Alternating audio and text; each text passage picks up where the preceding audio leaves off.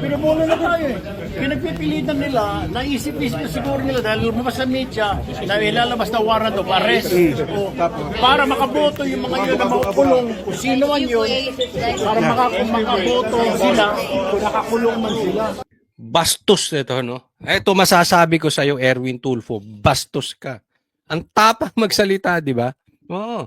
Pero nung naaalala nyo, meron siyang nakaaway sa subdivision. O, dyan sa Green Hills ata yan. Tamimi. Babae pa yun. O, sa bagay, dyan marami siyang security. Sa bagay, dyan may immunity siya. Pero doon, wala, umatras. Umatras ang dila niya ron. Ngayon, ang tapang-tapang, oh. Oh. Hindi kasi bastos. Akalain mo. Iniisip niya na may makukulong. Kaya nga, ito pinatunayan ni Erwin Tulfo na talagang kasama na po sa plano para mawalan ng kapangyarihan itong majority, ikukulong. Yan na lumalabas na sa kadaldalan nitong Tulfo na ito. Sa bagay, marami naman silang Tulfo na ganyan, madaldal talaga eh. Hindi lang naman siya, pati si Rapi. Di ba? Pero bakit mo ilalaglag yung kasamahan mo? Hahayaan mo na lang makulong nang alam mo naman na ang kadahi-dahilanan lang ay para hindi makaporma. Pero eto, mamaya discuss natin.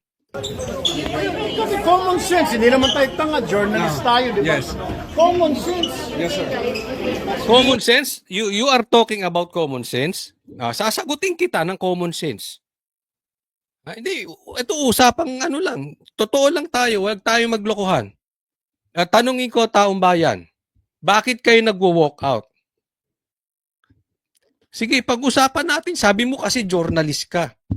Di ba? Anong sabi? May mga journalist daw na bayaran. Merong mga journalist, malalaking channel, mainstream media, hinahatiran ng maleta. Sabi mo, obvious naman. Hindi ka tanga. Kung tatanungin mo ang taong bayan, sasabihin nila sa'yo, obvious. Kaya kami nagwo-walk out dahil ayaw nyo mawalan ng kapangyarihan ang Senado. Dahil ayaw ninyo maalis ang usapin sa masterminds. Kasi makakapagsalita, hindi lang po senador, kasi pag pinayagan na ang video conferencing, hindi lang yung makukulong. Even si Saldico po pwede nang magsalita. At matuturo si Martin Romualdez. Matuturo si Bongbong Marcos. At yan ang iniiwasan ninyong Martin 11. Kaya ang tanong ko sa iyo, ikaw ba nakatanggap ng maleta? O ikaw mismo? O ilan sa inyong Martin 11 nakatanggap ng maleta? Dahil may sinabi yung 18 Marines, hindi ko nga lang alam kung kasama ka ron. Pero natatakot ka siguro. Dahil alam mo, o baka alam mo, o baka nasabi na ng 18 Marines, hindi ko lang maalala.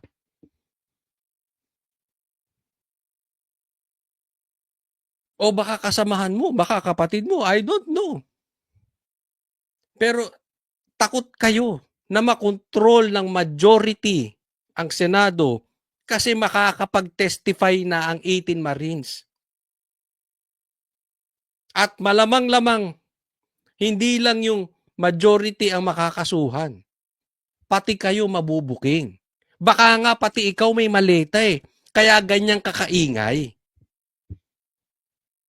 Ganyang kakapikon. Dati hindi ka naman nagsasalita pag hindi usaping asawa.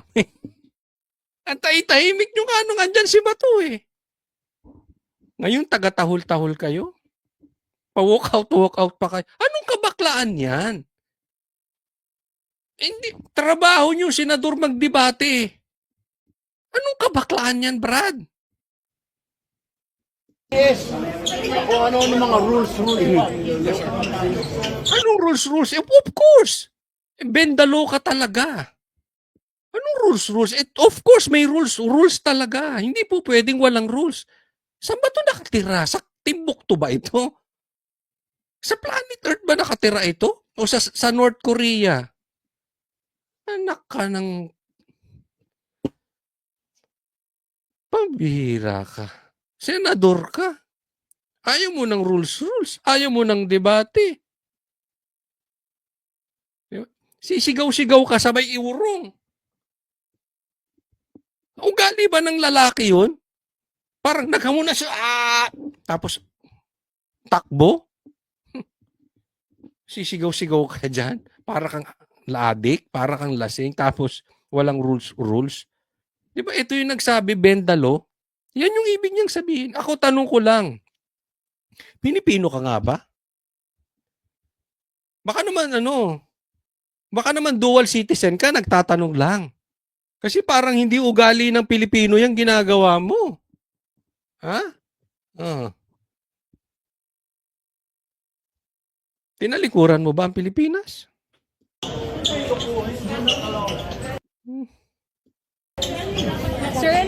Sir, paano po yun? Paano yun, sir? Ano? Hindi na magkaroon ng boto. We just woke up. No, because we will not be part of this. It's a travesty of our rules, of the Senate rules. Hindi kami papayag sa mga Niloloko tayo. Hindi sila pwedeng magboto ngayon, sir. Hindi sila pwedeng magbasa ng motion ngayon, sir. Sir, hindi sila pwede magbotohan. Sir, paano ba yun? violation of the rules. Because they are disobeying our rules. Itong mga senator na ito, mga iyakin. Alam niyo yung bata na humihingi ng candy tapos hindi pinagbigyan ng candy? Bakit naman? Dati naman binibigyan nyo kami ng candy. Wala sa rules yun eh. Di ba? Kung wala sa rules, makipagdebate ka. Sabagay, wala atang abogado sa inyo. Ay, si Kiko. Duwag. Mahinang klaseng abogado. May abogado pa ba sa kanila? Di ba? Kung hindi kayo binigyan ng candy, walk out kayo. Ano na kang kabatang isip nyo naman? Hindi mag-usap-usap kayo. Magdebate kayo. Kasi yan nga ang purpose ninyo eh. Yan nga, trabaho ninyo yung Senado, magdebate. Bakit? Nung panahon ba ng minority?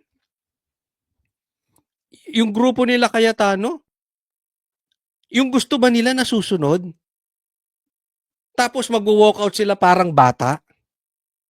Pinagdamutan ng candy. Dati naman binibigyan nyo kaming candy, ngayon hindi na. Itong mga tong senador na to, para kayong mga bata.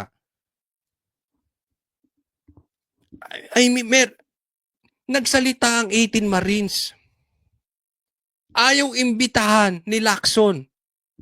Nagsalita ba kayo? May nag-walk out ba sa inyo? O nawalan kayo ng yag balls? Mga duwag kayo. Hindi i-libel nyo na kung ila-libel nyo. Pabihira nangyayari sa Pilipinas. Pinadaan nyo sa mga paganyang-ganyan ninyo. Binabayaran kayo ng taong bayan para mag-walk out. Nagsalita si Saldico. Ayaw nyong pakinggan. Tanong ko sa inyo, nung panahon ni Lacson, ang haba-haba ilang buwan, napalapit ba tayo sa mastermind ng flood control at growth projects? May nag-walk out ba sa inyo? Nung nagkakalabo-labo ang Senado. Ngayon, magsasalita kapwa Senado nyo kasi alam nyo namang ginigibik kaya kinukulong. Pa-walk out kayo. Alam nyong ikukulong, sinasabi na ni Tulfo, kasamahan ninyo, alam nyong panggigipit lang. Tapos mag-walk out kayo. Huwag na natin isali si Risa. Kayo na lang mga lalaki. Magpakalalaki naman kayo. May manindigan naman kayo, mga brad. Dapat, nung palayo tayo ng palayo sa usapin ng flood control, dapat nagwo-walk out na kayo eh.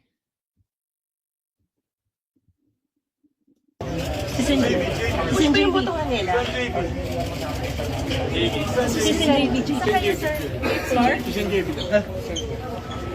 Sir, sa kayo ngayon. Sir, paano yun? Hindi pwede magbotohan kasi wala silang quorum. Walang quorum. We have no quorum. Tingnan mo yung duwag na abogado nyo nasa likod. Yan lang gusto nila. Wala silang quorum. Bakit? Alam nila mali sila eh. Ayaw lang nila magkabutuhan. Kaya sila nag-ano. Wala nga paninindigan eh. Tingnan nyo ha. Talo pa sila. Talo pa sila nitong mama na ito.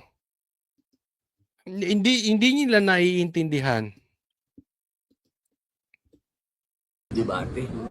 So, dapat nagstay na lang sila at pinagbotohan. Sana sa susunod, tuloy-tuloy yung debate para yan naman talaga ang silbi ng demokrasy. Sir, your comment Hindi po pa ngayon dun sa... matagal na. Uy, naku. Dun sa nangyari, sir, nag-walk out yung mga minority senators. Yeah, dun sa motion, dun sa clarity dun sa motion. Your comment, sir. Comment ko, Yes, sir. sayang, ang ganda pa naman ng debate. So, dapat nagstay na lang sila at pinagbotohan. Sana sa susunod, tuloy-tuloy yung debate para yan naman talaga ang silbi ng demokrasy. Oo. Alam nyo, dapat, kaya hindi ko maintindihan bakit yung mga abogado hindi maintindihan. Pero iniinsulto nilang hindi marunong mag-English na si Robin, naiintindihan. Yan ang demokrasi. Yan ang trabaho ninyo eh. Magdebate kayo dyan, mga senador. Kayong Tulfo, Rafi and Erwin, matapang lang kayo pag meron kayong sinisigawan dyan sa Senado na hindi makakasagot sa inyo ng sigawan. Pero pag ang the likes of Marcoleta kaya kayong sagutin, the likes of Cayetano na kaya kayong sagutin, takbo kayo. Di ba? Yan ang demokrasi. Yan ang Senado. Bakit naiintindihan ni Robin kayo, hindi nyo maintindihan? Tuloy-tuloy ang debate. Anong sagot niya? Sayang. Ang ganda na eh. Ito po, tingnan natin. Teka muna, nasagot nyo na ba yung tanong ko? Sino ang boss ng Martin 11? O itong minority 11 na mga senador? Sino? Palagay ko naman, obvious nyo na kung sino ang boss nitong mga minority, itong Martin 11. Pero doon sa mga hindi pa nakakaalam, ipapakita ko sa inyo kung sino ang boss nila. Ito minute ko lang. Ayun. Yan yung boss nila.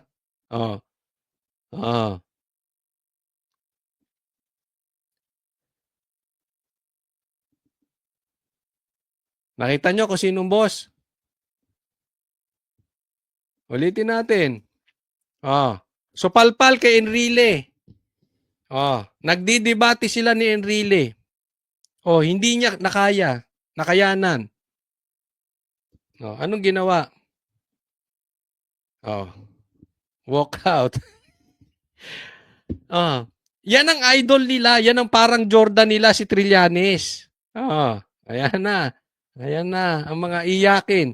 Kantahin natin ang mga iyakin. Kahit anong sabihin nyo.